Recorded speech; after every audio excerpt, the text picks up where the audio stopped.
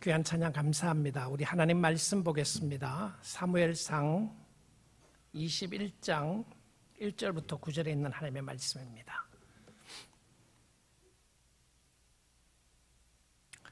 다윗이 노베 가서 제사장 아히멜렉에게 이르니 아히멜렉이 떨며 다윗을 영접하여 그에게 이르되 어찌하여 네가 홀로 있고 함께하는 자가 아무도 없느냐 하니 다윗이 제사장 아히멜렉에게 이르되 왕이 내게 이를 명령하고 이르기를 내가 너를 보내는 것과 네게 명령한 일은 아무것도 사람에게 알리지 말라 하시기로 내가 나의 소년들을 이러이러한 곳으로 오라고 말하였나이다. 이제 당신의 수중에 무엇이 있나이까? 떡 5덩이나 무엇이나 있는 대로 내 손에 주소서 하니 제사장이 다윗에게 대답하여 이르되 보통 떡은 내 수중에 없으나 거룩한 떡은 있나니 이 소년들이 여자를 가까이 하지 아니하였으면 주리라 하는지라. 다윗이 제사장에게 대답하여 이르되 우리가 참으로 3일 동안이나 여자를 가까이 하지 아니하였나이다. 내가 떠난 길이 보통 여행이라도 소년들의 그릇이 정결하였거든 하물며 오늘 그들의 그릇이 성결하지 아니하겠나이까 하며 제사장이 그 거룩한 떡을 주었으니 거기는 진설병 곧 여호와 앞에서 물러낸 떡밖에 없었습니다. 이 떡은 더운 떡을 드리는 날에 물려낸 것이더라. 그날에 사울의 신하 한 사람이 여호와 앞에 머물러 있었는데 그는 도액이라 이름 많은 에돔 사람이요 사울의 목자장이었더라. 다윗이 아히멜렉에게 이르되 여기 당신의 수중에 칼이나 창이나 칼이 없나이까? 왕의 일이 급함으로 내가 내 칼과 무기를 가지지 못하였나이다 하니 제사장이 이르되 네가 엘라 골짜기에서 죽인 블레셋 사람 골리앗의 칼이 보자기에 쌓여 에봇 뒤에 있으니 네가 그것을 가지려거든 가지라. 여기는 그것밖에 다른 것이 없느니라 하는지라. 다윗이 이르되 그 같은 것이 또 없나니 내게 주소서 하더라. 아멘. 아멘. 성경은 성도의 삶을 광야를 지나는 삶으로 비교할 때가 많이 있습니다. 내 주 예수 모신 곳은 그 어디나 하늘나라라고 하는 하나님의 임재하심을 경험하고 살지만 또한 우리가 살아나가는 삶이 광야와 같이 힘들고 어려울 때가 있다는 이야기입니다. 힘든 일을 당하면 이렇게 생각을 하죠. 나에게 이런 일이 당할 줄 몰랐다. 갑자기 이런 일을 우리 가정에 당할 줄 몰랐다라고 생각을 하곤 합니다. 한때는 위대한 거인이었고 많은 사람의 존경과 사랑을 받는 사람이었는데 갑자기 어려움을 당하는 사람이 성경에 나옵니다. 바로 다윗이었습니다. 하나님의 사랑을 받고 하나님의 축복을 받은 다윗은 이제 도망가는 신세가 되었습니다. 사울 왕이 자기를 여러 번 죽이려고 했기에 이제는 피하는 방법밖에 없었습니다. 그는 광야길로 도망을 갑니다. 이 광야 생활에서 하나님을 경험하게 됩니다. 하나님은 때로 우리가 원하든 원치 않던 우리를 광야길로 인도하실 때가 있고 광야에서 하나님의 임재를 경험하기를 원하실 때가 있습니다. 성도의 삶 자체도 때론 메마른 광야와 같은 삶을 살 때가 있습니다. 환경을 통하여 갑자기 몰아닥치는 어려움이 있습니다. 광야는 낮에는 덥고 밤에는 추운 곳이고 마음대로 먹을 것이 없는 그런 곳이었습니다. 각종 동물의 위험이 따르는 곳이었고 광야는 거할 곳이라고 말할 수 없는 자기의 집이 아니었습니다. 다윗은 3일 동안이나 들판에서 지내다가 요나단과 헤어지고 이제는 노비라는 곳으로 오게 되었습니다. 지친 몸을 이끌고 마음을 이끌고 노비라고 하는 제사장을 찾아오게 됩니다. 우리 사랑하는 성도 여러분, 요즘 여러분의 삶은 어떻습니까? 집은 있는데 안식처가 없는 사람들이 많이 있습니다. 너무 지치고 피곤하고 힘들고 어려운 광야와 같은 삶을 사는 사람이 있다는 말씀입니다. 광야와 같은 삶 속에서 성도에게 가르쳐주고 있는 중요한 레슨은 하나님의 임재입니다. 성도는 하나님이 함께 하신다는 것을 확인하면 갈 수가 있습니다. 우리는 광야가 큰 어렵고 힘든 일이라고 생각을 하기 때문에 광야 자체, 환경 자체 때문에 무너질 때가 있습니다. 그런데 하나님을 만나면 살 수가 있고 힘을 얻을 수가 있게 됩니다. 오늘 본문 말씀을 통해서 저는 지속해서 연결해서 다윗의 삶을 통하여 보는 예수 그리스도의 시리즈로 보기를 원하는데요. 사무엘상 21장 1절 한번 보겠습니다. 다윗이 노베 가서 제사장 아히멜렉에게 이르니 아히멜렉이 떨며 다윗을 영접하여 그에게 이르되 어찌하여 네가 홀로 있고 함께하는 자가 아무도 없느냐, 이렇게 이야기를 합니다. 이 모습을 보게 되면 다윗은 갈 곳이 없었습니다. 자기의 고향으로도 갈 수가 없고 부모의 집으로 갈 수가 없었습니다. 생명의 위협을 당하며 허기진 배를 붙잡고 그가 찾아간 곳은 제사장이 거하는 제사장의 집이었습니다. 아니, 갈 곳이 없었던 것이 아니라 사실은 그곳이 그가 가야 할 장소였습니다. 그가 찾아야 할 사람은 하나님의 사람이었고 하나님의 임재하심 가운데 붙들림 받은 제사장이었던 것을 보게 됩니다. 하나님의 임재를 상징해 주는 그를 찾아가는데 제사장이 깜짝 놀라서 이렇게 이야기를 하는 것이죠. 당신이 왜 소식도 없이 여기에 왔습니까? 그리고 또 왜 혼자입니까? 아마 제사장은 그런 생각을 했던 것 같아요. 다윗이 오게 되면 부하들을 이끌고 신하들과 함께 올 줄로 생각을 했었던 것 같습니다. 제사장은 사울이 다윗을 죽이려고 하는 계획을 가지고 있음을 알지 못했습니다. 그리고 다윗이 그 이야기를 말하지 않아요. 사랑하는 성도 여러분, 아무리 힘들고 어려워도 성도에게는 피할 길을 주시는 하나님을 보게 됩니다. 피할 수 있는 사람을 만나게 해주시고요, 도움받을 수 있는 사람을 만나게 해주시는데 다윗이 사울을 피해서 제사장에 찾아온 것은 단순히 먹을 것을 구하러 온 것만이 아니었습니다.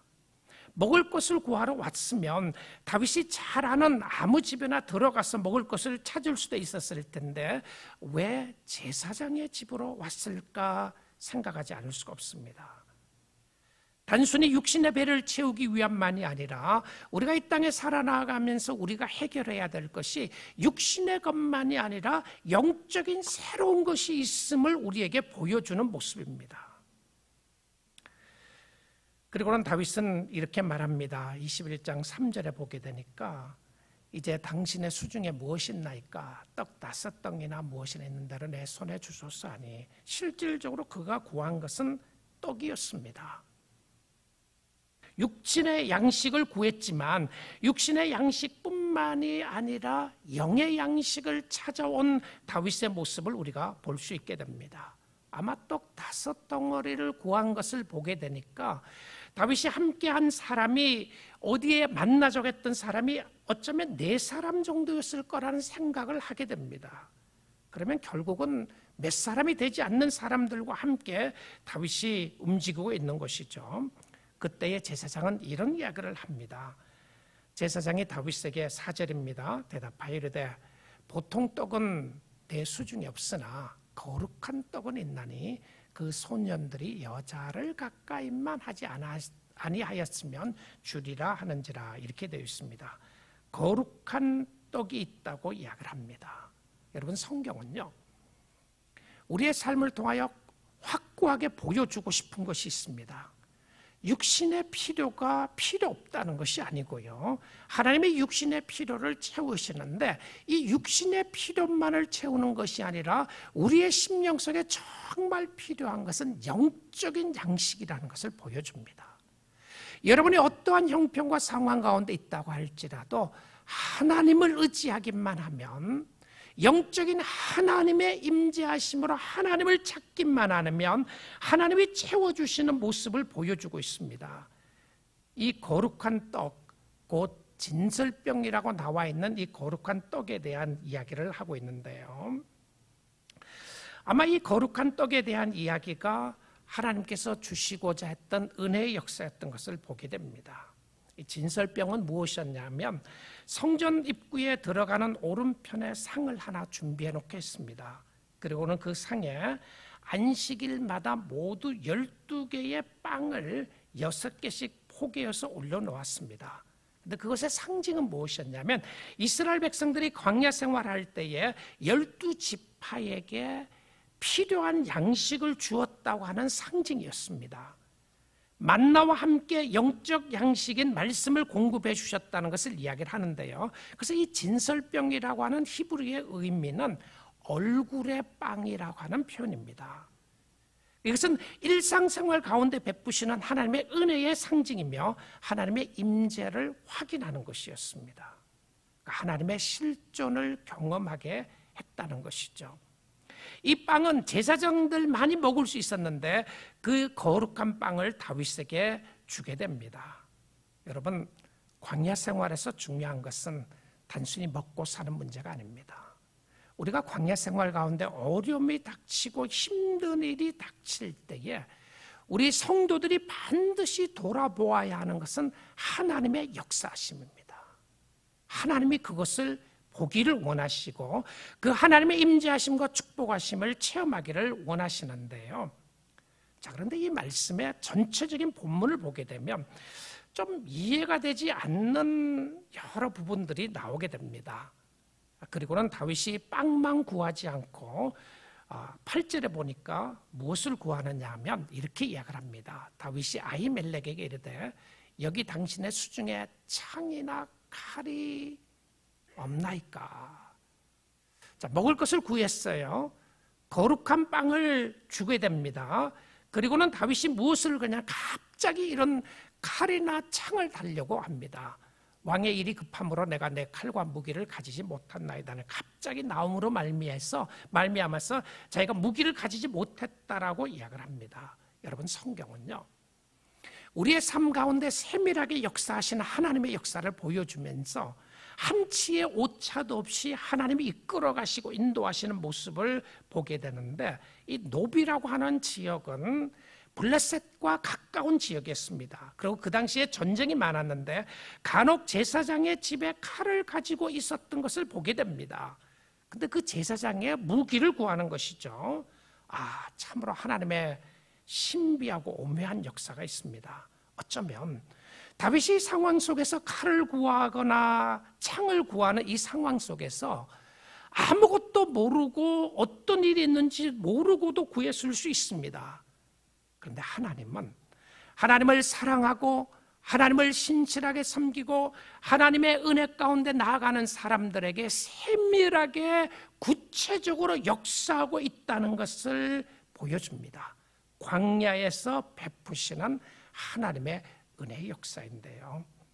다윗이 깜짝 놀랄 답을 제사장이 이렇게 이야기를 합니다. 9절에 보니까요, 제사장이 이르되 네가 엘라 골짜기에서 죽인 블레셋 사람 골리앗의 칼이 보자기에 쌓여 에봇 뒤에 있으니. 여러분, 다윗은 모르고 구했습니다. 그런데 골리앗을 죽였던 골리앗의 칼을 다윗이 사용했던 그 칼이 어디에 있었습니까? 이 제사장 집에 있었던 것을 보여줍니다.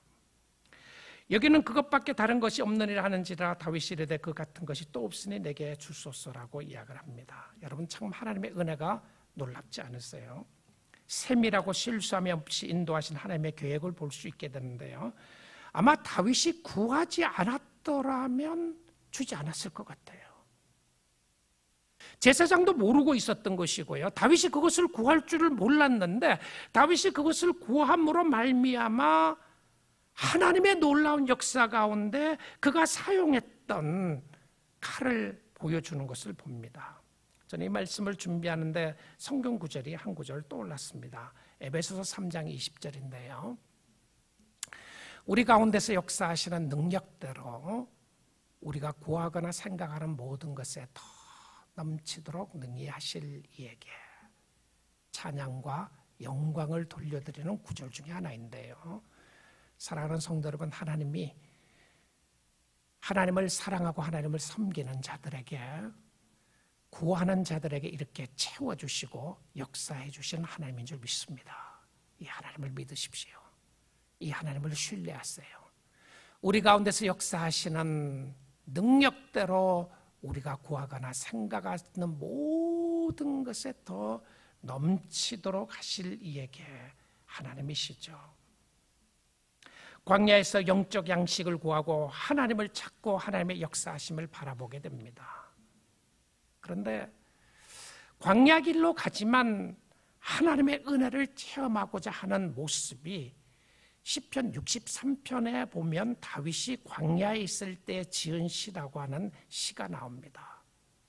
사실 그는 오랜 기간 동안 유대 광야에 있었는데요, 그가 목자로서 광야 생활을 잘 알고 있었고 광야를 살았는데, 그런데 지금은 쫓기는 신세가 되면서 시작하는 광야의 모습 가운데서 그는 이렇게 고백하고 있습니다. 하나님이여, 주는 나의 하나님이시라. 내가 간절히 주를 찾되 물이 없어 마르고 황폐한 땅에서 내 영혼을 주를 갈망하며 내 육체가 주를 앙모하나이다. 하나님이 다윗을 광야의 삶을 걷게 하신 이유는 무엇이었습니까? 하나님을 갈망하게 했습니다. 참으로 안타깝고 참 성도의 어리석은 모습 중에 하나가, 하나님이 우리로 하여금 광야 생활을 걷는 가운데서 은혜를 주시려고 하는데 불평과 원망으로 채워지면 결코 하나님을 만날 수가 없습니다. 하나님이여, 주는 나의 하나님이시라. 내가 간절히 주를 찾습니다. 광야의 모습이죠. 근데 시편 63편 제목이 붙어 있는데요, 다윗이 유대 광야에 있을 때라고 하는 제목이 붙어 있습니다. 그럼 이 시를 다윗이 쓰면서 다윗이 간절하게 보고 있는 것은 하나님을 찾고 있는 모습입니다.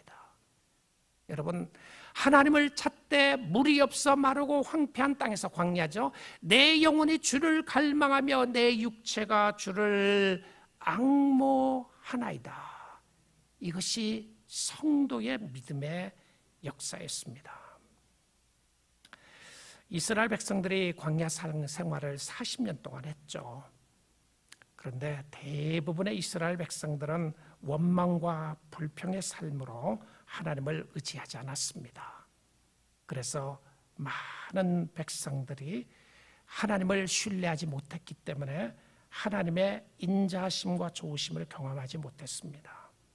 자, 그런데 이 63편 마지막 구절에 가서 이렇게 이야기를 합니다.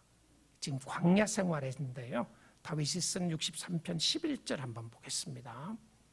왕은 하나님을 즐거워하리니 주께 맹세한 자마다 자랑할 것이나 거짓말하는 자의 입은 막으리로다. 자고 앞부분만 한번 보겠습니다. 이게 63편 끝나는 부분인데요, 왕은 하나님을 즐거워하리니, 왕이 누구예요?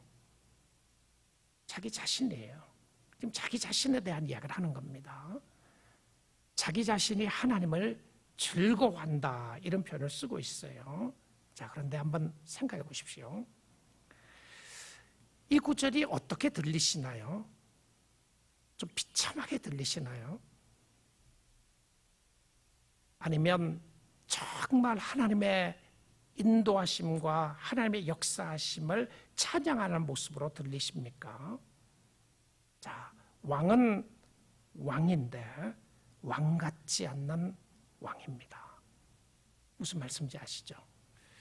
예수 그리스도가 이 땅에 오셨을 때 많은 사람이 아직도 예수를 믿지 않는 이유 중에 하나는 그의 모습을 보고 왕 같지 않고 메시아 같지 않는 모습 때문에 그렇습니다. 누가 그를 바라보며 그를 믿겠는가? 세상 죄를 지고 가는 하나님의 어린 양의 모습을 바라보며 그가 찔림은 우리의 허물을 인함이요라는 것을 믿지 않으면, 대속의 은혜를 깨닫지 않으면 예수를 믿어야 될 이유가 별로 없다는 것을 보여주는 모습 중에 하나가 여기에 있습니다. 왕은 왕인데 왕 같지 않는 왕이에요. 지금 그 자신이 쫓겨다닙니다. 그런데 저는 여기에서 신분이 현재 상황보다 더 중요하다는 것을 깨닫게 됩니다. 무슨 이야기죠? 여러분의 신분이 여러분의 있는 형편과 환경보다 더 중요하다는 사실입니다. 자, 우리는 이렇게 생각을 해요. 나의 형편과 상황과 나의 환경이 나의 신분을 뒷받침해 줘야 된다고 생각을 합니다. 내가 하나님을 사랑하고 하나님이 나를 사랑하고 하나님이 나와 함께 하시고 하나님이 나를 축복하시면 나의 신분에 걸맞는 배경이 있어야 된다고 생각을 하는 거죠. 내가 성도면 이 땅에서 성도답게 살 수 있도록 하나님이 축복해 주셔야 되는 것 아니겠습니까? 하나님이 나로 하여금 어려운 길을 걷게 하시고 하나님이 나로 하여금 힘든 길을 걷게 하시니까 하나님이 나와 함께 하지 않는 것이 당연한 것이 아니겠습니까? 뭐죠? 우리는 환경을 가지고 신분을 룩다운할 때가 있습니다. 환경 때문에 신분이 무너질 때가 있단 말입니다. 내가 하나님의 자녀로 담대하게 살지 못하는 이유 중에 하나는 나의 상황과 환경이 어렵기 때문에 살지 못한다고 우리는 고백하고 있음을 보게 됩니다. 그런데 여러분, 성경은 우리의 신분이요, 우리의 환경에 좌우되지 않는다는 것을 보여줘요. 자, 다윗은 왕이었습니다. 하나님이 다윗을 왕으로 세우셨는데 지금 다윗은 왕궁에 살지 않아요. 왕으로 좌정하지도 않습니다. 지금 그가 살고 있는 것은 광야고요. 그가 먹을 것이 없어 제사장 집에 가서 떡을 구해야 되는 상황이고, 그는 자신을 보호할 수 있는 칼이 없어서 칼을 구했던 상황이었습니다. 그럼에도 불구하고 그가 놓치지 않는 것이 있었습니다. 무엇이죠? 하나님을 인하여 즐거워하는 것이었습니다. 여러분, 신분을 붙잡고 계시나요? 내가 하나님의 자녀이다, 내가 하나님의 아들이고 내가 하나님의 딸이라고 하는 이 신분의 담력을 붙잡고 계시나요? 그러면 그 사람은 여호와를 인하여 즐거워하는 사람이었습니다. 성도의 삶은 이것이었어요. 다윗의 환경은 광야였습니다. 그럼에도 불구하고 그는 왕이었습니다. 그래서 무엇을 하나요? 하나님을 놓치지 않고 하나님을 꽉 붙잡고 있습니다. 하나님께 맹세한 것에 대하여 감사하고 사랑하겠다고 약속합니다. 하나님, 내가 지금 여러 가지 힘들고 어려운 상황에서 하나님을 사랑할 수 없을 것 같은데 내가 하나님을 사랑하겠다고 약속하고 하나님을 섬기겠다고 약속했던 그 약속을 지키겠나이다. 뭐죠? 왕은 여호와를 인하여 기뻐하오리니. 여러분, 하나님의 자녀 삼아주신 영광스러운 신분에 인하여 감사하시고요, 여러분의 환경과 상황에 흔들리지 않는 믿음으로 주를 의지할 수 있기를 주님의 이름으로 축복드립니다. 성경은 정말 1.1획도 변함이 없는 하나님의 말씀인데, 다윗은 제사장에게 떡을 구하는 장면을 보았고 또한 칼을 구하는 장면을 보았습니다. 그럼 이 두 가지 이야기가 떡을 구했다, 하나님의 임재하심을 보여주었던 모습이었고, 칼을 구했더니 과거를 돌아보게 하시고 하나님이 승리를 주셨던 그 상징적인 칼을 하나님이 예비해 놓으시고 주셨던 것을 보게 됩니다. 자, 이 이야기가 너무 자연스럽게 연결됩니다.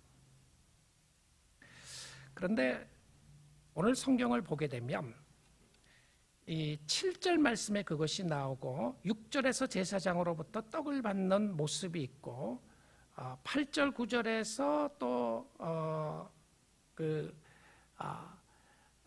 하나님의 역사하심을 보여주고 있는 모습을 이야기를 하는데, 사실 이 말씀 가운데 한 구절 우리가 놓치지 말아야 될 구절이 하나가 나옵니다. 7절인데요.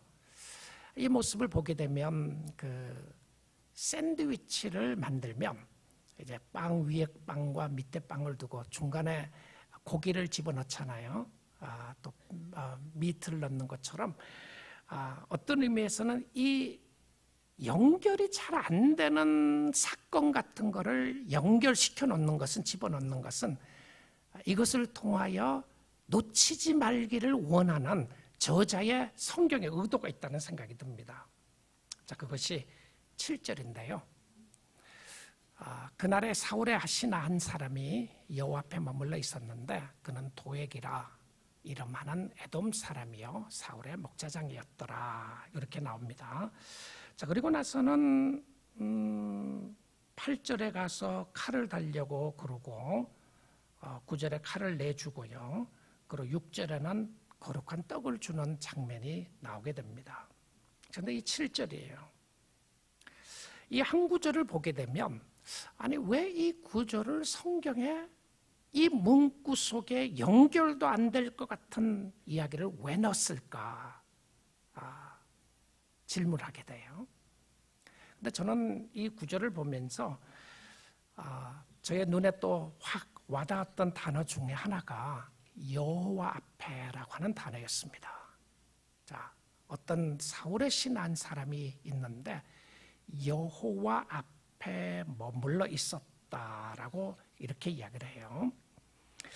여러분, 여호와 앞에 머물러 있었다라고 하면 좋은 사람일 것 같으세요? 안 좋은 사람일 것 같으세요? 일반적으로 생각하면 이 사람이 좋은 사람이라고 생각할 수 있죠. 여호와 앞에서 있었다. 근데 여호와 앞에 머물렀다고 하는 표현이 우리로 하여금 생각하게 해요. 무슨 의미냐면 여러분, 여호와 앞에 예배하러 나온다고 해서 하나님을 의지하고 하나님 앞에 나온다고 해서 항상 하나님을 섬기는 사람이 아닐 수 있다는 것을 보여줍니다. 자, 제가 다음번에 이 구절을 볼 때에 이 말씀을 좀 더 보기를 원하는데요. 일단 이 말씀이 여기에 있으니까 한번 살펴보기 원합니다. 이것이 좋은 의미로 쓰여졌는지 어떤 사람이었는지요. 자, 그 다음 구절에 가서 보게 되면 장에 가서 사무엘상 22장에 가서 보게 되면 이 사람에 대한 이야기가 연결돼서 나옵니다. 오늘은 이 21장에서 한 구절만 딱 주고 나가는데 그리고 생각하라는 거죠. 생각하라는 겁니다. 그리고 22장에 가서 이 사람이 누구였는지를 설명해 줍니다. 자, 9절입니다. 9절부터 10절에 그때 에돔 사람 도액이 사울의 신하 중에 섰더니, 자, 아까는 어디 있었다고 되어 있었습니까? 여호와 앞에 서 있었다 이렇게 표현했고요. 사무엘상 22장에 와서는 같은 사람입니다. 사울의 신하 중에 섰더니 대답하여 이르되 이새의 아들이, 다윗이라는 표현도 안 써요. 다윗 이름도 안 부릅니다. 이새의 아들이 노베 와서 아히둠의 아들 아히멜렉에 이른 것을 내가 보았는데, 자, 지금 사울에게 고백하는 거예요. 자, 사울은 누구를 찾고 있었습니까? 다윗을 찾고 있었어요. 근데 이 사람이 뭐라고 그러냐면 내가 다윗을 봤다고 이야기하는 거예요. 어디서 봤는지를 정확하게 설명을 합니다. 자, 10절입니다. 아히멜렉이 그를 위하여 여호와께 묻고 그에게 음식도 주고 블레셋 사람 골리앗의 칼도 주더이다. 자, 그는 사울의 스파이 노릇을 한 사람이었습니다. 자세한 내용은 22장을 할 때 저정하게 보겠지만 결과는 이 일로 말미암아 아히멜렉 제사장과 그의 자녀들이 다 죽게 됩니다. 참으로 믿기 어렵고 힘드는 일인데요. 여러분, 성도들은 환경을 컨트롤하기 위해서 태어난 사람들이 아닙니다. 내 상황과 내 형편을 내가 주관하기 위해서 태어난 사람들이 아니에요. Some things just happen. 우리의 의도와 우리의 생각과 우리의 계획과 상관없이 일들이 일어날 때가 있어요. I don't understand. I don't know why. 내가 왜 그런지 모르지만, 왜 나에게 이런 어려움이 있는지 모르지만 이런 어려움이 부딪힐 때가 있단 말입니다. 갑자기 힘든 일을 당하기도 하고, 갑자기 병이 들기도 하고, 갑자기 관계가 어려워지기도 하고, 자녀들의 문제가 있기도 하고, 부부간의 어려움이 있기도 하고, 관계에 여러 가지 힘들고 어려운 상황이 부딪혀 오게 될 때가 있는데, 우리는 그런 상황일 때에 우리의 환경을 컨트롤하고 우리의 환경을 다스리는 것이 우리의 목적이 아니라 그런 상황과 환경 속에서 하나님을 바라보는 것이 하나님의 자녀에게 주시는 은혜인 줄 믿습니다. 여러분, 이 사람이 왜 거기 있었어요? 아니, happen to be, 그냥 happen to be라고 말할 수 있겠어요? 다윗은 조용히 찾아갔습니다. 자기 신하들도 데려가지 않고요. 4명인지 5명인지 몇 명인지 알지 못하지만 어디에서 만나자고 이야기를 하고 그 사람들을 위해서 떡을 구하러 간 거예요. 그런데 거기에 아무도 없을 것이라고 생각했는데 왜 도액이라는 사람이 거기 있었다는 거죠. 광야 생활 가운데서 하나님의 은혜가 분명히 있는데요. 그럼에도 불구하고 우리 주위에는 우리를 해치려는 사단의 역사가 있다는 것을 알아야 합니다. 하나님이 사단의 역사를 그냥 허락하실 때가 있어요. 힘들고 어려운 상황을 허락하실 때가 있단 말입니다. 그것도 하나님이 주관하고 다스리고 계시는데 악은 반드시 멸망합니다. 그런데 악이 성도를 해칠 때가 있습니다. 악이 상처를 줄 때가 있어요. 어려움과 힘든 일들이 성도들에게 믿음을 위협할 때가 있습니다. 여기서 무너지면 안 됩니다.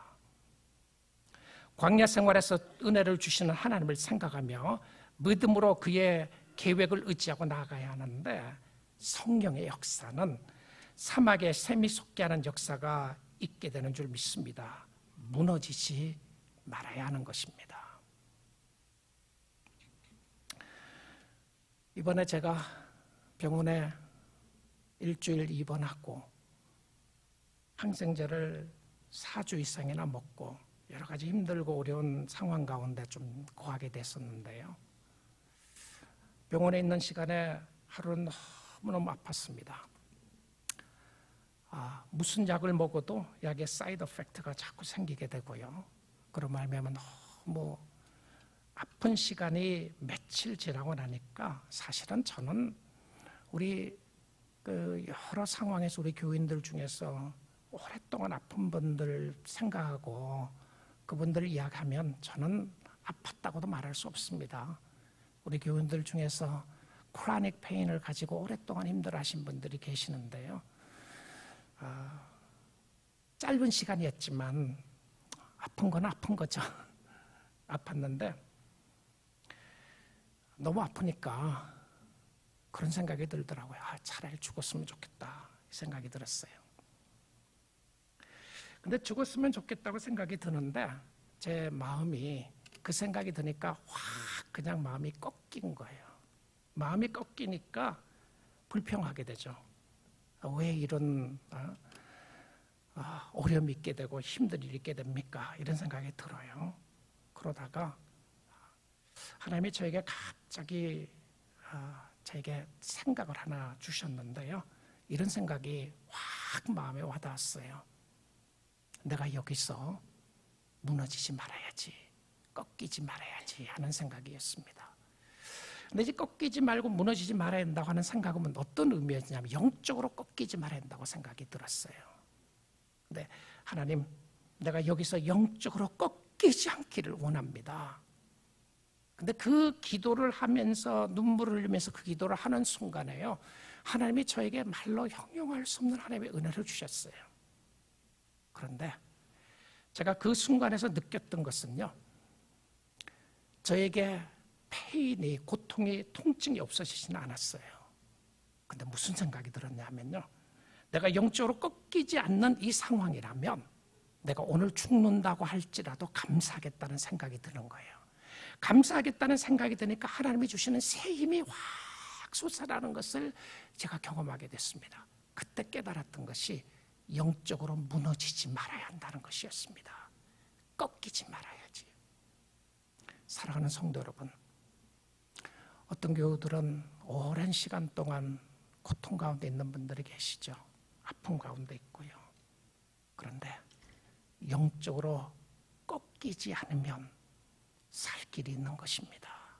영적으로 꺾이지 않으면 우리는 육적인 힘과 육적인 무엇을 가지고 사는 사람들이 아니라 하나님의 은혜와 하나님의 역사하심으로 하나님을 바라보고 사는 믿음의 사람인 줄 믿습니다. 꺾이지 않으면 되는 거죠. 무너지지 않으면 되는 겁니다. 무너지지 말아야 합니다. 무너지지 않을 수 있는 이유가 무엇이죠?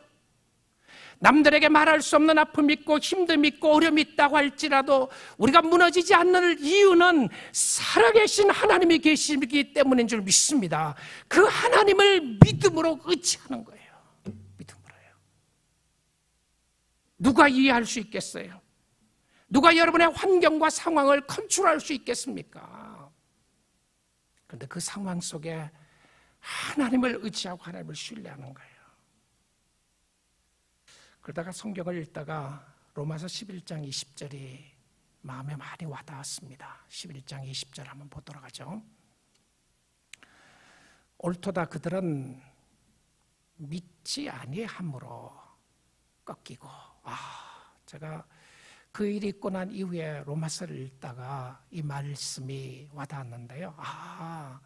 주님을 믿지 않는 사람들이 영적으로 꺾이는 것 이야기합니다. 세상적으로 아니고요. 영적으로 꺾이는, 환경과 어려운 상황과 힘든 일을 통해서 영적으로 꺾이는 모습이, 그들이 꺾이는 이유가 무엇이냐면 믿지 아니함으로 꺾이고. 누구를 믿지 않는다는 거예요? 하나님을 의지하지 않고 하나님을 믿지 않음으로 꺾이는데, 너는 믿음으로 섰느니라. 믿음이 세우는 겁니다. 누구를 향한 믿음? 하나님을 향한 믿음이 세우는 거예요. 아무리 세상적으로 많은 것을 가졌다고 할지라도, 아무리 세상적으로 많은 것을 갖지 못했다고 할지라도 우리에게 필요한 것은 믿음의 역사였던 것을 보게 됩니다. 아픔 가운데 있을 때도 있고 잘난 가운데 또 건강한 가운데 있을 수도 있지만, 우리의 상황과 형편을 통해서 하나님이 우리에게 원하는 것은 그 하나님을 의지하고 신뢰하는 것이었던 것을 보여줍니다. 우리 사랑하는 성도 여러분, 오늘 아침 시간에 여러분의 삶을 통하여 하나님을 의지하고 믿음으로 설 수 있기를 주님의 이름으로 축복드립니다. 은혜 받아야 살 수 있습니다. 성도는 은혜 받아야 살 수 있어요. 하나님의 임재를 기다리고 그를 바라보는 것이죠. 광야에서 성소로 들어가야 되는 것입니다. 하나님의 임재하심 가운데 살아야 하는데요. 자, 시편 63편 다윗이 쓴 시를 중간에 한번 부분을 좀 더 보기 원합니다. 광야에서 쓴 시 가운데 계속해서 보는 2절인데요. 하나님을 찾는다고 하는 말씀이 1절이었고 11절에 왕이 하나님을 찬양하겠다, 기뻐하겠다는 말씀이 마지막이었고요. 자, 그 사이에 무슨 일이 있는지를 한번 보겠습니다. 뭐라고 그럽니까? 내가 주의 권능과 영광을 보기 위하여 무엇을 했습니까? 이와 같이 성소에서 주를 바라보았나이다. 자, 그런 돌아봅니다. 과거를 돌아보고 현재도 바라보고 하면서 지금 성소가 없어요. 성전이 없다니까요. 아직도 성전이 안 지어졌어요. 어쩌면 다윗은 성막을 생각했을 수도 있지만 더 중요한 요소는 하나님의 임재하신 것을 상징하는 것을 보게 됩니다. 근데 그를 어디로 들어갑니까? 지금 광야에 살고 있지만 하나님의 권능과 영광을 보기 위하여 성소에서 주를 바라보나이다. 정말 아름다운 시죠. 주를 바라보니까 3절입니다. 주의 인자하심이 헤세드라고 하는 단어입니다. 주의 사랑이 생명보다 나음으로, 내가 죽고 사는 문제가 하나님의 사랑보다 귀하지 않다, 이것이죠. 하나님의 사랑이 내 생명보다 나음으로 내 입술이 주를 찬양할 것이라. 성도의 아름다운 모습입니다. 4절입니다. 이름으로 나의 평생에 주를 송축하며, 주를 높인다고 하는 표현이죠. 여호와를 찬양하며 여호와를 송축하며 주의 이름으로 말미암아 나의 손을 들리다. 찬양과 서렌더의 모습입니다. 하나님 앞에 전심으로 드린다고 하는 표현이에요. 자, 그 다음에 5절입니다. 골수와 기름진 것을 먹음과 같이 나의 영혼이 만족할 것이라. 다시 말씀드립니다. 이 시가 어디에서 쓴 시라고요? 유대 광야에 있을 때에 쓴 시였습니다. 우리는 이 땅에 살아가면서 너무나도 풍요로운 것에 그것이 최고인 줄 알고 살아가고 있습니다. 특별히 요즘 생활은 더 그렇죠. 그런데 그 상황 속에서도 우리의 만족은 풍요로운 세상이 아니라 성도의 만족은, 내 영혼의 만족은 하나님의 은혜인 줄 믿습니다. 광야에서 주님을 의지하시고 주님을 바라보시면서 주 안에서 만족을 찾을 수 있기를 원합니다. 어디에서 그랬습니까? 광야에서. 우리의 삶이 어떠한 힘들고 어려움이 있다고 할지라도 오늘도 우리를 사랑하시는 그 하나님을 의지하고 그 하나님 앞에 믿음으로 반응함으로 하나님이 주신 은혜를 누리며 하나님의 축복을 누리는 우리 사랑하는 모든 성도들 다 될 수 있기를 주님의 이름으로 축복합니다. 아멘. 같이 기도하겠습니다.